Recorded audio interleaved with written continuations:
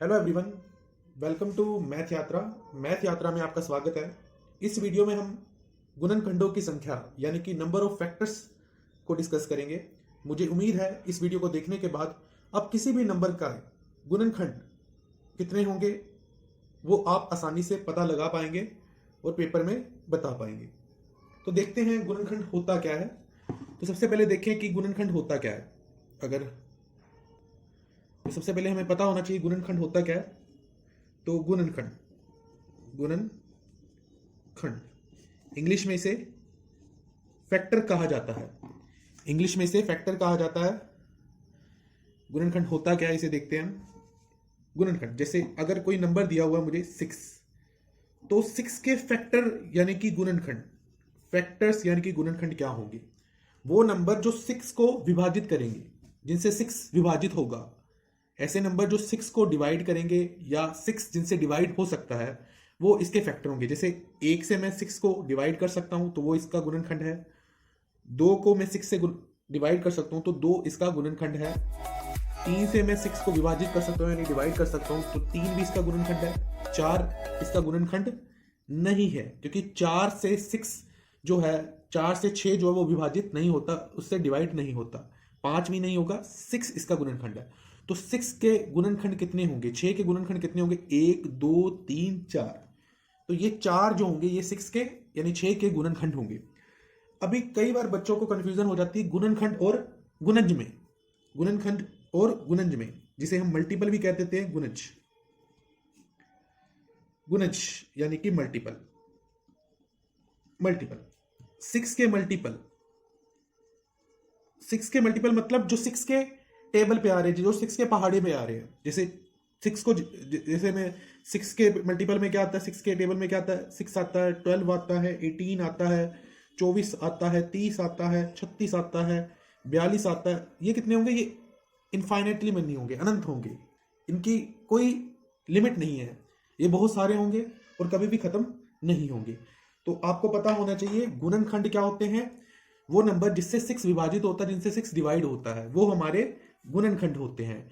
और जो 6 के मल्टीपल होते हैं वो गुणज होते हैं। जो 6 के टेबल में आते हैं, पहाड़े में आते हैं 6, जैसे 6 12 18 24 30 36 42।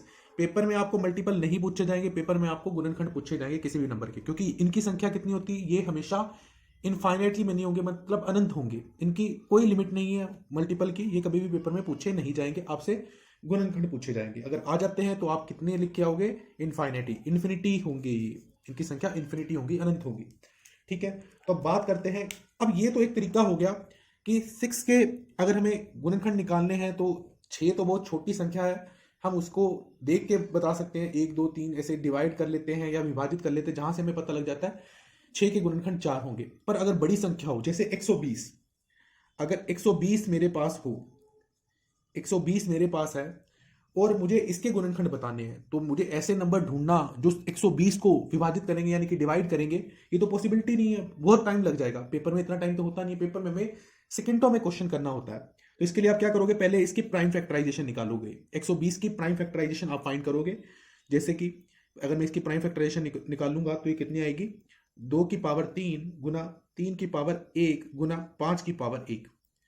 2 की पावर 3 गुना 3 की पावर 1 गुना 5 की पावर 1। तो इसके टोटल नंबर ऑफ फैक्टर यानी कि टोटल नंबर ऑफ गुणनखंड कितने होंगे। तो टोटल नंबर ऑफ फैक्टर यानी कि कुल गुणनखंड की संख्या इतनी होगी।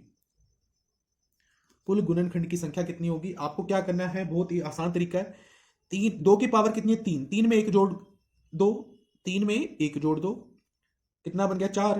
3 की पावर कितनी, 1, 1 में 1 जोड़ दो।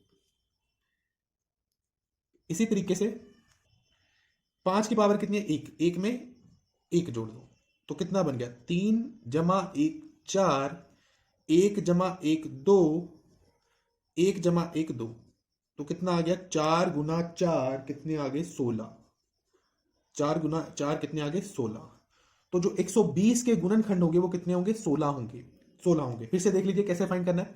सबसे पहले अगर आपके पास कोई भी नंबर आता है, आपने क्या करना है, 120 के प्राइम फैक्टराइजेशन निकाल लेनी है, 120 की प्राइम फैक्टराइजेशन निकाल लेनी है। वो कितनी आई मेरी, कितनी आई, 2 की पावर 3, 3 की पावर 1, 5 की पावर 1। तो टोटल नंबर ऑफ फैक्टर्स किसके इक्वल होंगे, यानी कि कुल गुणनखंडों की संख्या क्या होगी।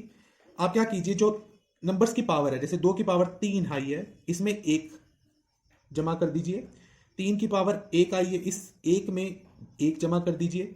5 की पावर 1 आई है, इस 1 में भी 1 जमा कर दीजिए और इन सभी संख्याओं को आपस में गुना कर दीजिए। तो कितना है, 4 गुना 4 कितना आ गया, 16। तो टोटल नंबर ऑफ फैक्टर यानी कुल गुणनखंडों की संख्या 120 के कितनी होगी, 16 होगी। कितनी होगी, 16 होगी। तो मुझे उम्मीद है आपको ये समझ आ गया होगा कि कैसे हम कुल गुणनखंडों की संख्या कैसे आसानी से फाइंड कर सकते हैं। नेक्स्ट वीडियो में मिलेंगे जिसमें हम फाइंड कर पाएंगे कुल गुणनखंडों की संख्या, विषम गुणनखंडों की संख्या यानी कि ओड गुणनखंडों की संख्या, और सम गुणनखंडों की संख्या यानी कि इवन गुणनखंड की संख्या। तो नेक्स्ट वीडियो में हम आगे करेंगे फैक्टर्स के ऊपर। अभी के लिए शुक्रिया, धन्यवाद। तो मिलते हैं नेक्स्ट वीडियो में। थैंक